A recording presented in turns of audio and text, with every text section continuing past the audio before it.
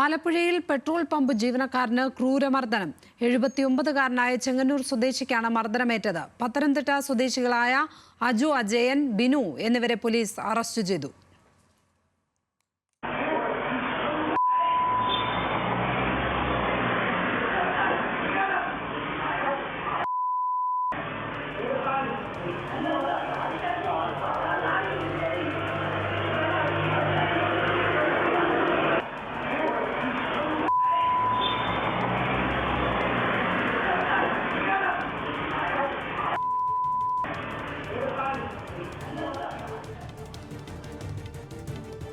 ദേവൻ M P ചേരുന്നു കൂടുതൽ വിവരങ്ങളുമായി. ദേവൻ, 79-കാരനായ വയോധികനെയാണ് ആക്രമിച്ചിരിക്കുന്നത്.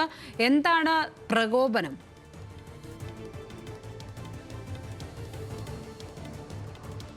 ലക്ഷ്മി, ഈ ഒരു ആക്രമണത്തിന്റെ പ്രകോപനമാണ് ഏറ്റവും കൗതുകകരമായ അല്ലെങ്കിൽ ഏറ്റവും ഗൗരവതരമായിട്ടുള്ളൊരു കാര്യമെന്ന് പറയുന്നത്.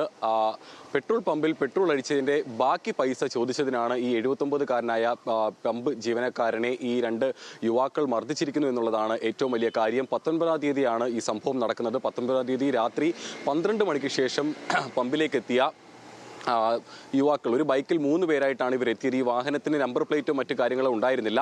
3 പേരായി ഇവർ ബൈക്കിലേക്ക് എത്തുകയും 500 രൂപ കൊടുത്ത് 50 രൂപയ്ക്ക് ബൈക്കിൽ പെട്രോൾ അടിക്കാൻ പറയുകയും ചെയ്തു. ഈ 500 രൂപ നൽകിയപ്പോഴേക്കും ബാക്കി അത്രയും 450 രൂപ ബാക്കി ചില്ലറയുണ്ടോ എന്നുള്ള രീതിയിൽ ഈ പമ്പ് ജീവനക്കാരൻ സ്വാഭാവികമായും തിരിച്ചു ചോദിച്ചു. ഇതിൽ പ്രകോപിതരായ ആൾക്കാർ, ഈ യുവാക്കൾ പെട്രോൾ അടിച്ചതിന് ശേഷം വാഹനവുമായി പമ്പിന് പുറത്തേക്ക് ഇറങ്ങുകയും വാഹനം പുറത്തു വെച്ചതിന് ശേഷം വീണ്ടും തിരിച്ച് പമ്പിലേക്ക് എത്തി ഈ ജീവനക്കാരനെ അസഭ്യം പറയുകയും മർദ്ദിക്കുകയുമായിരുന്നു. 79 വയസ്സുകാരനായ ജീവനക്കാരനാണ് ഈ ഒരു മർദ്ദനത്തിൽ പരിക്കേറ്റിരിക്കുന്നത്.